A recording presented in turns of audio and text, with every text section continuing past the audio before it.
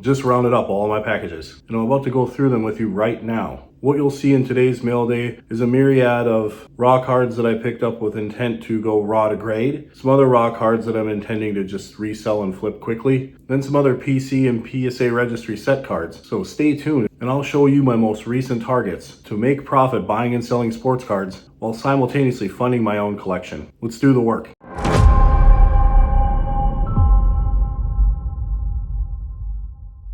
Hey, how's it going, YouTube? It's Ian with Good Form Sports Cards. And in front of us here is this handful of packages that have come in. Don't be thrown off by the 400 count box. There's not 400 cards in there. But I want to show you some of my latest pickups. We've got some registry set pickups, some cards I'm looking to go raw to grade with. So I'm going to hop in here right now, open all these up to speed it up, get them into some stacks we can go through relatively quickly, and we'll go over everything that I've been buying. And just like that, we're back. It was just a few seconds for you. It was a little bit longer for me, but I wanted to get these cleaned up so we can go through them quickly. I will put pricing and details up on some of the key cards that I talk about, some of the bigger ones and the ones I spent a little more time discussing. The ones I move through a little quicker. It would take me a long time in editing to put in the pricing and details for every single card. But if there's one that you have particular interest in that I don't provide the details on, just kick me a message or just leave a comment if you'd like to know something. I'll happily share any of that data for anybody that wants it. So we're just going to get started here. We've got a factory sealed mag here, Justin Verlander Pulsar refractor from Topps Pristine. I like buying these. If you've seen some of my mail days, you'll see I get the lower print. This is to 75. I love Topps Pristine. I think they just have like a really clean look to them. The Topps Pristine gold refractors are really, really nice. The reds, I think, look really nice. Even the Pulsars look good. And these sealed ones are good because you can just kind of stash them away. You can get them cheap. If you want to grade them at some time, you can, certainly. But you don't have to. When they're sealed like that, they sell pretty well. A lot of people want them in that state. So if you get a chance to pick those sealed mags up, or if that's something maybe you hadn't considered collecting on some players that you like yourself, that's a nice way to go. It's almost like always having a pack fresh card, so to speak. It's never been touched. It's never been handled, graded, soaked in the juice, anything like that, which is appealing to a lot of people. It's kind of like the most pure state a card could be in, at least in regards to us, the consumer, getting it. We'll just proceed on to the next here. We've got one of the 1970 Topps. This is going to be a PSA 8 card I'll be adding to the registry set. This is Dave Baldwin. This would have been, I believe, an eBay purchase. And I'm picking these up still for $20 or less. I really just try to pick all those commons off, get all the set fillers I can whenever they show up. I'm just real patient. I don't need to be aggressive on those. They'll come around when they do, and I'll just get the price I want eventually. And there's always enough on eBay and the other sites to just slowly but surely just chip away at it. And then once you get one, you don't have to do it again, obviously. Here we got another 1970 Topps. This is the Padres rookie. No real notable names on there. This again would have been a cheap pickup. Another 1970 Topps. This is the Gail Hopkins PSA 8.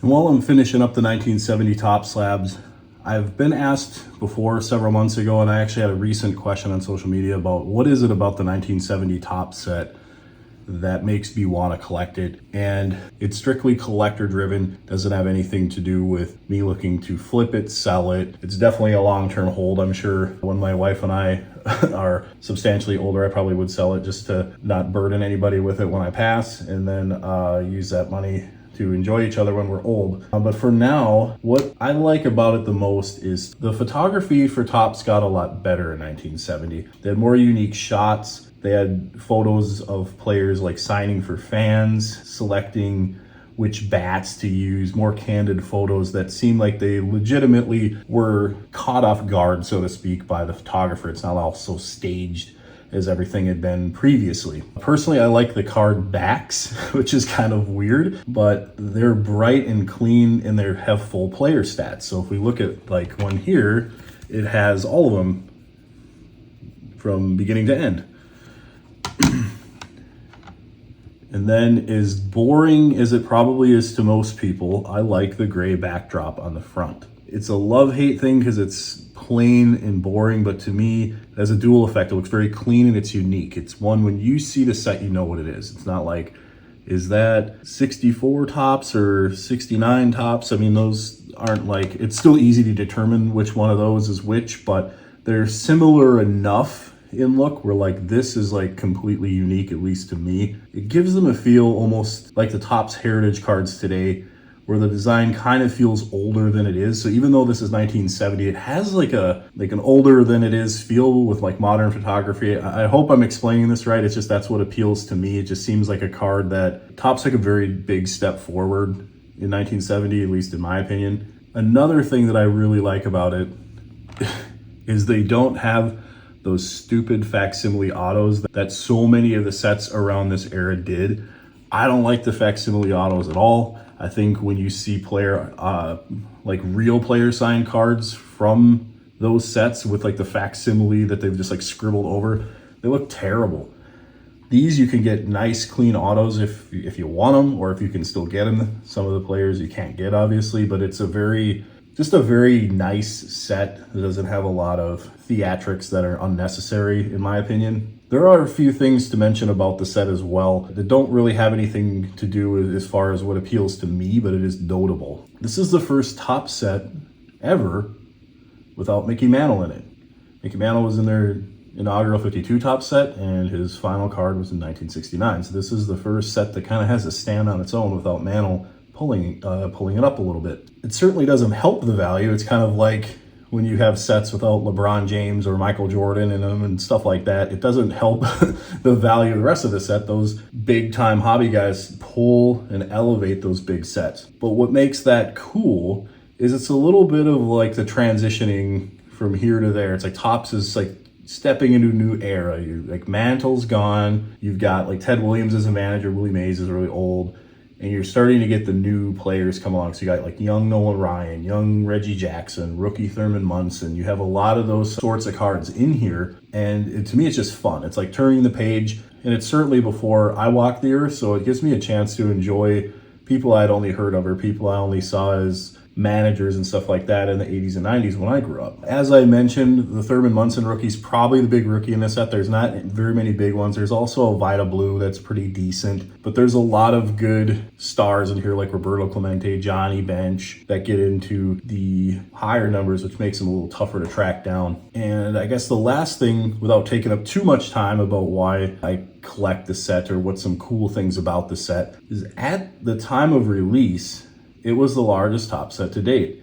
It had some very good things going for it, in my opinion. By no means in the hobby iconic, at least on a large scale. But it's one of those sets that, since I collected, I've always just gone back to it. It's one of those where I like to have it. I like the cards, and whenever I see one, I'm just like, like, when you talk about being nostalgic for something, I'm nostalgic for that. Like I see those and I'm like, man, I like those. I miss those cards. I miss, like going over to a friend's house and their older brother or their dad has a box of cards they let you mess around with, and there'd be a few 1970 Topps in there, and that was something I couldn't really get easily being an 80s kid. You were dealing with the junk wax. You didn't see a lot of those cards unless you went to a shop and bought them directly. So to find them in the wild was kind of tough, but it did happen. I was close enough to them. I wasn't far enough away from their release where you would see them in your friends and their siblings and classmates' collections from time to time. And it was fun. So it's kind of like seeing these now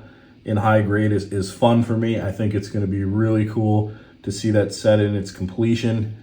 For those that don't know, I scan every single one of these in front and back high res, and I take the time to upload it into the registry, and it's cool. I put a lot of time into it, but like I think this is going to be a really sick looking set when it's done.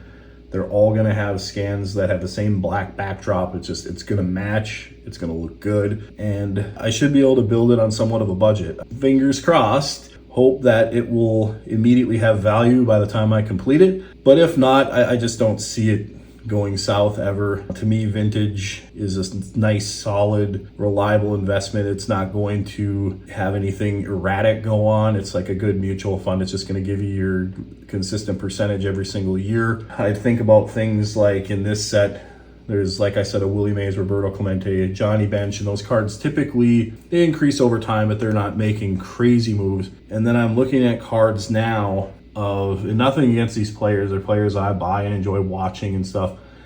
But there's like Derrick Henry, maybe to keep it apples to apples, we'll do baseball.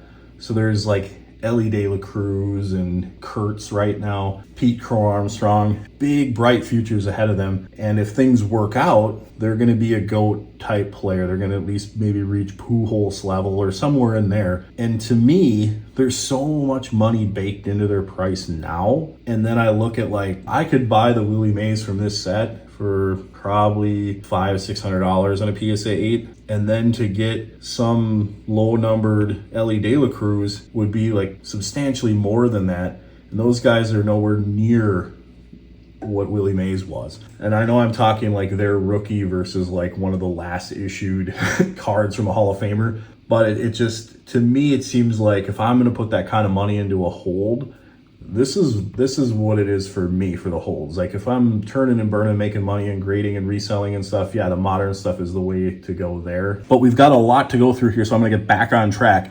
That's the 1970 top set. I hope you enjoyed the mini rundown on that one and why I collect it, and hopefully it makes you understand a little bit about what I enjoy and what I see in the set that's to most people somewhat boring. We've got a Jim McLaughlin here. This card again would have been under 20 bucks.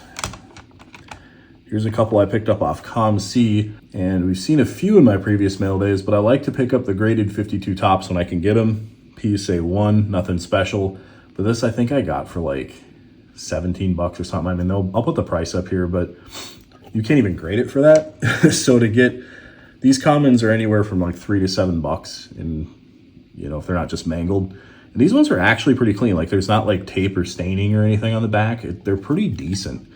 This one was PSA 2, Wes Westrom, and I'm picking them up for that target price of about 20 bucks. So whenever I can get those, I'll slowly get them. I don't know if I'll ever build that set, but it's a very iconic set. I just don't think it's ever a bad move to have like an authenticated, graded, preserved, encapsulated 1952 Topps card. Just don't see how that could ever be bad. And here is a PC card for sure. You can see it says prototype here. This is my favorite tennis player of all time, Pete Sampras. This is the Net Pro rookie, but this is the prototype as stated on the back. These were short printed to, I believe, 1500, which makes them worth quite a bit more than the base Net Pro. I have one of these in a PSA 8.5, so this is a slight upgrade.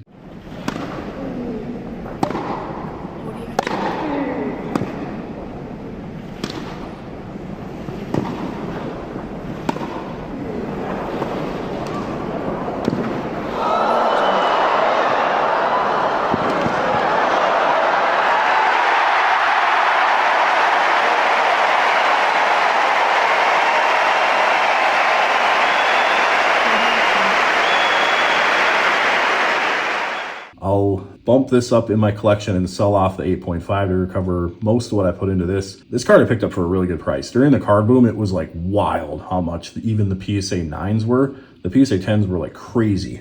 So someday I hope to move into a 10. They're out there, but those seem to really hold their value. They didn't come down as much as the 8s and 9s did, but I'm happy to have this.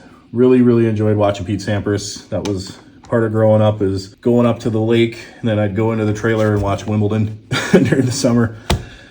So now we'll go through the top loaded cards here. First one is a Mitch Richmond. This is a holding court refractor from the late 90s. I love picking up these late 90s refractors. You see them all the time in my videos. It really comes down to surface on these. You can tell the centering online. When I can get a good centered copy at a good price, I'm really happy, especially when you get the ones that have the film still on it. You know that surface should be really good. So it just comes down to the small details on that. When you see the centering and you got the film, you know you're in good shape. You're pretty much just looking out for nail marks on the back at that point. Mitch Richmond, really good player. He wouldn't be probably like elite or GOAT status, but he was very, very good for a while. Super good scorer. Just stuck on some bad teams, unfortunately, but hopefully that grades well. Any of those old refractors that grade out well, sell well. Here we got a 94 Bowman's Best refractor, Marshall Falk, and this is his rookie. This I got at a pretty good price.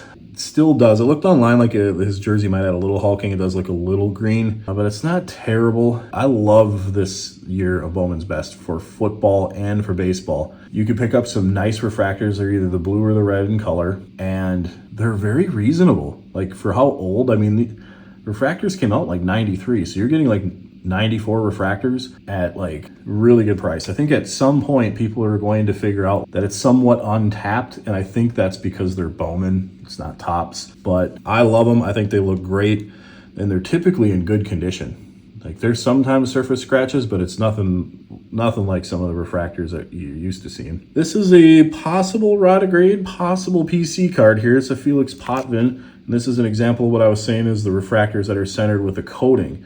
This card should be very, very gradable. And being a Leafs fan, if this is like a gem, I may just hold on to it.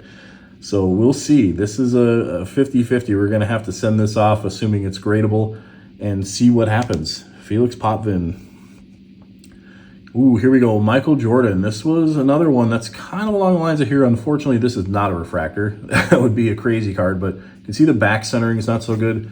The front is like probably 9 worthy. It's not really bad, but I think that back centering might get me in. This card could maybe be a weak 9, probably an 8 because of that back centering. But I mean, if the front's not bad. So if I get a break because the front's good, you never know. I'm hoping for a 9 quality card here. This one has the film as well. I'm really going to have to look at it like closely. I don't want to be hasty with taking the film off an old MJ, but it's a good looking card. It looked like it did have a little greening in his arms and stuff. So if it is that way, I may just sell it raw, leave it as it is, and just try to make a few bucks and move off it. We'll see if it's gradable or not. This is a Darrelle Revis Donruss press proof, I believe, and it was serial number 225.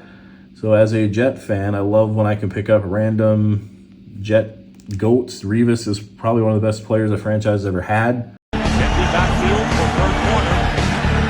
Not much of a pass rush by the Jets. The pass is picked off by Darrelle Revis, and he'll walk it in for the touchdown.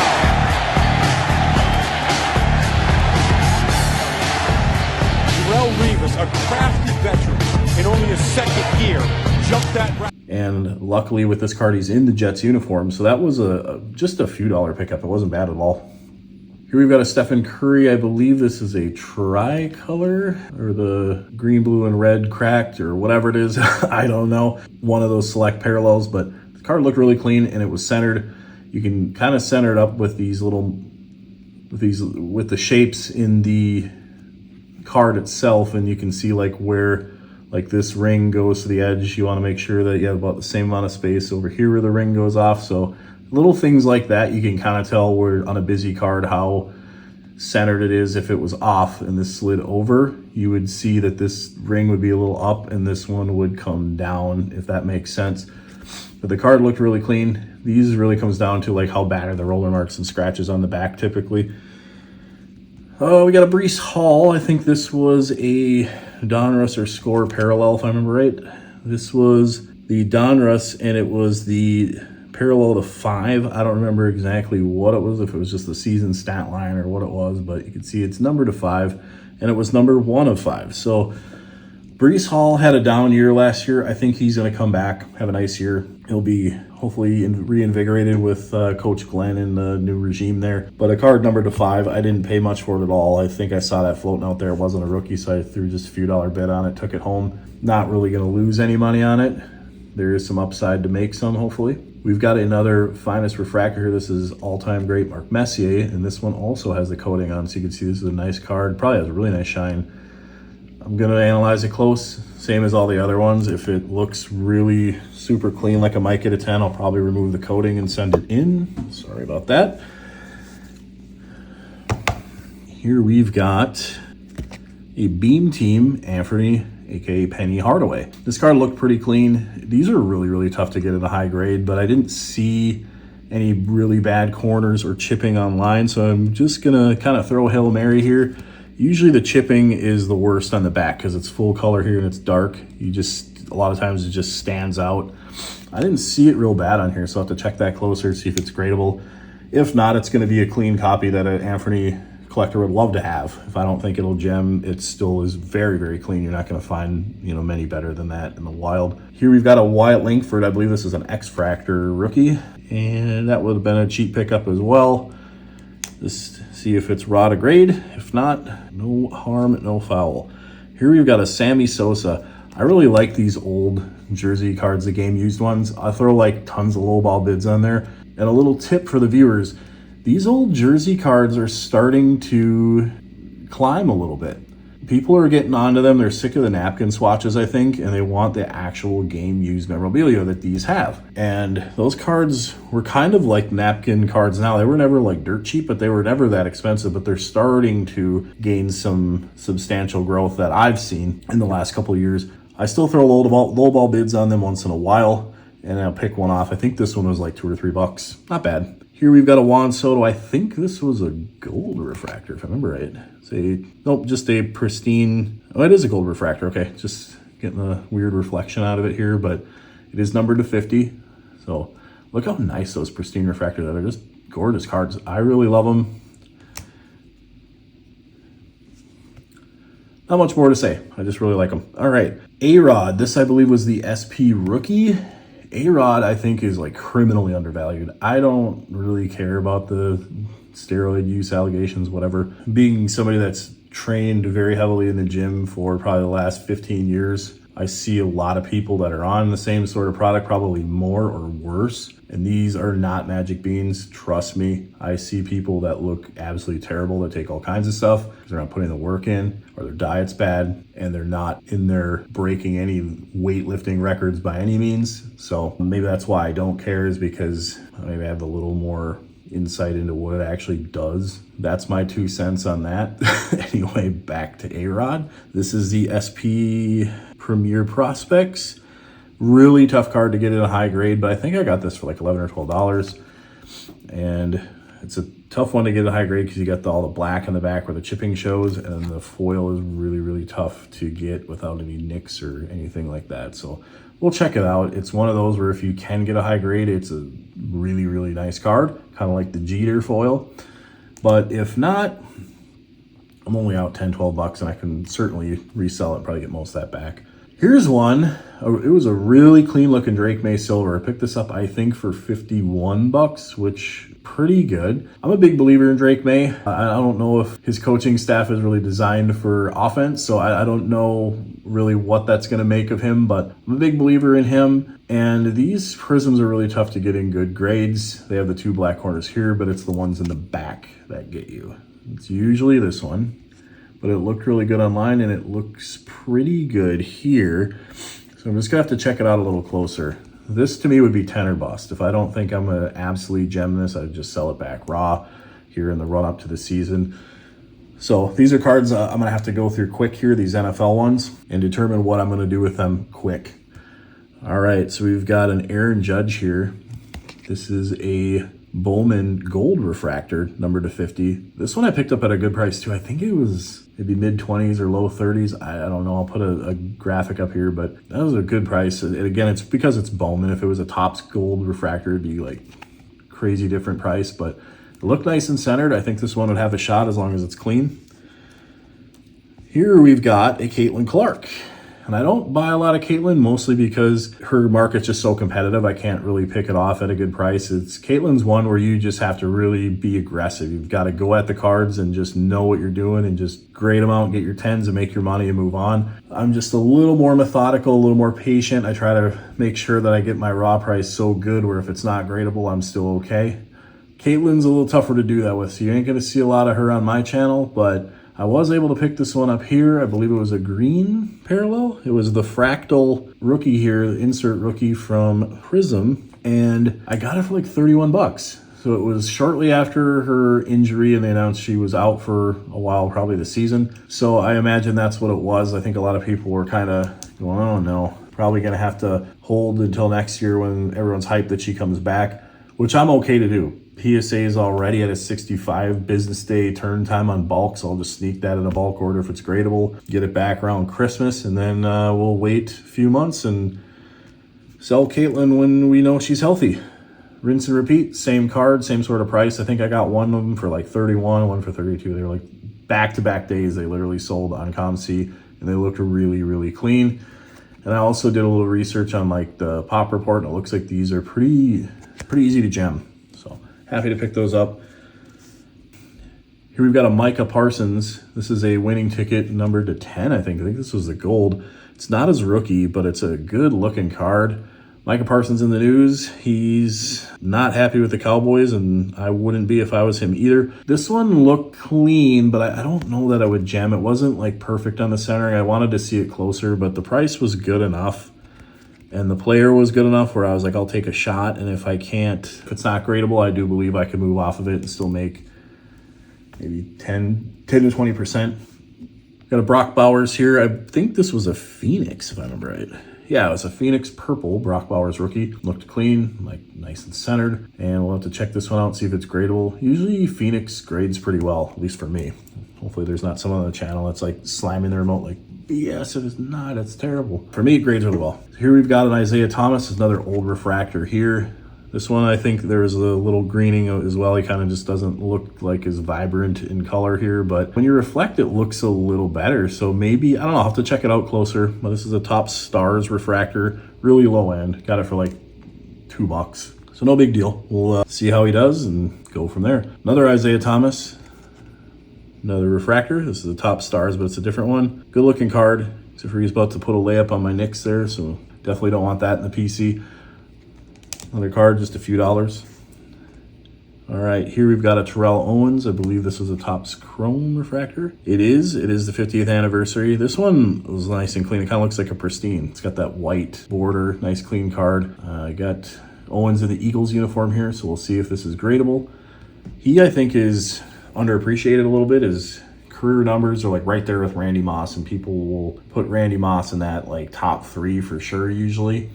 And I believe Randy Moss belongs there. I'm just saying Terrell Owens is like fringe 5. He's really, really statistically good. He could run any route. He blocked. He did everything. I'm really surprised he's kind of forgotten in the hobby, at least in my opinion. He kind of gets like buried with Torrey Holtz and Isaac Bruce's and people like that have really good careers, but he's just not, doesn't seem to be up there with like Jerry, Calvin, Moss, those guys for some reason. So here is an old insert here. I think this was like called Pinnacle Gold All-Stars or Leaf Gold All-Stars. I'm not sure, but it was a set where I think like Pat LaFontaine like picked his favorite people at certain positions or something like that. I'm not sure, but old Lemieux insert, certainly something I would have interest in. If it's gradable, great. If not, I know it'll sell really well. Mario always sells really well, especially his playing years cards.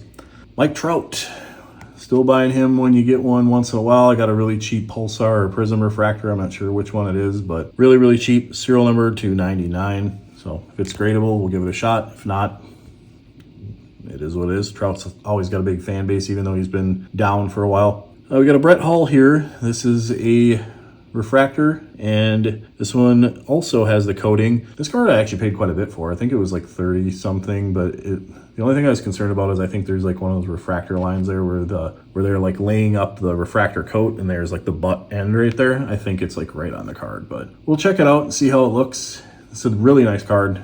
Brett Hall, another guy I think is kind of underappreciated. If you look where he is on the all-time goals and stuff like that, he's a lot a lot better than people think. And when you talk about like hockey players, he's right there. We got Giannis on the Monopoly Red Wave. Really cheap parallel here. This would have been just a couple bucks. It looked pretty centered. Left to right, it might be a little off, but we'll check it out. If it's gradable, awesome. If not, no big deal. Here we've got a Emmitt Smith. This is an old, I believe, yeah, it's Pinnacle Action Pack. And it looked really clean online. It's a little thicker, so I'm worried about these. These are the ones that were kind of the old Action Pack that were folded, but the seam looked really, really tight here, and I didn't really see that weird overlap where like the top is taller than the flaps that get folded, if that makes sense. So we'll see if this is gradable. If it's not, no big deal. Like literally every card, I'm like, gradable or not? We'll see. So this was kind of a unique card that sometimes you just see them out for auction and you take a flyer on it. You're not looking for it, but if you stumble into it, you're okay with it. We've got a Haloti Nada number to 299. And I think this was also his rookie, if I remember right. His Topps Finest Blue. Yeah, there's a little the old Topps rookie card label up here. But it's the blue refractor. really clean. These old finest are typically really nice if you can find them still. A lot of people cleaned those out a while ago. They're not a secret anymore, but the Haloti Nada on a 10 actually sells really well, or I should say maybe not sells well, but holds a high value. So that would be a card where there's a lot of room to make money if it'll gem. Here is a non-playing years Bo Jackson, but it was pretty cool. It's a select silver. And the base cards of this I sell on COMC all the time for like $3. The silver I picked off like cheap. So see if it's gradable. If it's not, like I know if I'm selling the base for $3, like this card I could easily probably get 10 plus for, probably more than that. There really wasn't a lot of comps out when I looked for it. So it doesn't sell very often. We got a Wayne Gretzky playing years card here. This is just a base metal, or maybe not base metal. I think it was some sort of insert, but I don't know what it was. I'll flash it here on the screen. Maybe it was like metal flashers or something, but I almost never gem metals. There always is something up with them. They're really tough 10s, but we'll see how Wayne does. We got a Nolan Arenado. This is a Topps Pristine Refractor Gold. So this should be serial number to 50. Was it on the back and I missed it? Yeah, it's up here. So it's serial number to 50. Nolan Arenado. Gold refractor. This one is not in the mag, so that makes me a little concerned that somebody probably already tried to grade it and decided it wasn't gradable. I get Jaromir Jagr. This is an old, I think this is an Ionics or what is it, Heads Up. I'm not sure who made it, but playing years insert looks kind of cool. It reminds me of like painting on Parallel a little bit. I always like the old inserts that have some nice shine to it. They always just seem to take really, they photograph well and they just sell really well. We've got an Eli Manning Finest Moments here. This is a red refractor, numbered to 50. So this card was, I think, a little more expensive than you'd think it is. I think it was like 30 or 40 bucks, but Eli sells really well. A couple Super Bowls, New York Star, well liked, still relevant. Nice card, so hopefully it's clean. We're moving along here. Got a Julius Erving. This is a Top Stars refractor. I think this was the Atomic refractor. This is similar to those Isaiahs we saw earlier, but this is the Atomic. Ooh, here's one. Haven't seen many of him on my channel, at least not recently. Got a Jayden Daniels. The back centering is not perfect, but it isn't bad. But the front looked really centered, really clean, and it's a pink. The top was a little thin, but I picked this up, I think, for like 41. I don't remember the exact price. I'm sorry, but I'll probably already have the graphic up on there anyway. But hopefully this is gradable. If it is, I might have to send it in at the $25 level just to try to get it back here really quick. If not, we'll sell him raw here before the season starts and hopefully recover most of the money or make a small profit. Here's another Drake Maye. This is not the Prism. This I think is Phoenix. This is the Phoenix pink. It looks like it's non-numbered. I apologize. It is numbered to 40. So it must be one of those like pink lavas or have some weird parallel to it. But that card I definitely paid a price for. I think it was like maybe 50 or 60, but looked centered, looked clean. It could be a really nice one. And this was an eBay purchase. It's a Simone Biles Topps rookie. Looked pretty clean. These cards grade pretty well if you can get clean copies of them. Obviously anything that's a clean copy grades well, I guess, but Simone, her resume speaks for itself. I already have this card in a gem, but I don't mind trying to gem more of them. She's an all-timer and certainly worth investing in my opinion. I don't think anyone's going to touch her accolades at the Olympics anytime soon. So that is the mail day. Went through here, all the pickups, the Rada grades. I will go through these, but I do appreciate you tuning in, listening to me go on and on about all these cards and all the other banter. If you've enjoyed this video, please give it a like. Helps me a lot, helps push it out to other people that also might like it. If you're subscribed to the channel, I thank you preemptively as I record this. If you're not, please consider subscribing. See regular uploads from me. They'll be able to see these go through the grading process and everything else that I share. It'll be a good time, I promise. Otherwise, that is the mail day. That's all I got for today. So until next time, we'll see you.